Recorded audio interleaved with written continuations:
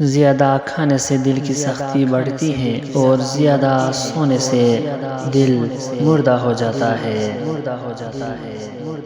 مومن کا حق پر قائم ہونا اس کے لیے کوئی دوست نہیں چھوڑتا۔ سچائی اور حلال شے کی تلاش سے بڑھ کر کوئی ایسی چیز نہیں جس سے لوگوں میں خوبصورتی پیدا ہو سکے۔ اگر بری نیت کو دل میں رکھ کر کوئی اچھا عمل کیا جائے تو اس کا ثواب بھی غارت ہو جاتا ہے۔ مجھے سانپوں سے ڈر نہیں لگتا لیکن انسانوں سے ڈر لگتا ہے، کیونکہ سانپ اپنے دفاع کے لیے ڈستا ہے اور انسان اپنے مفاد کے لیے۔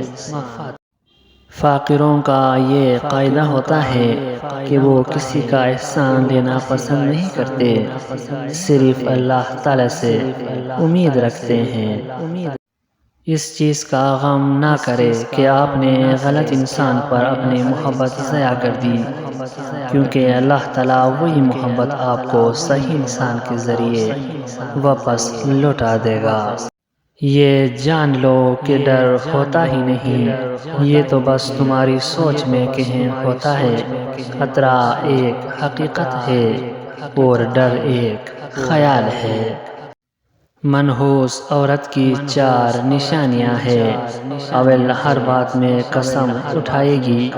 نمبر 2، جب بولے گی تو جھوٹ بولے گی۔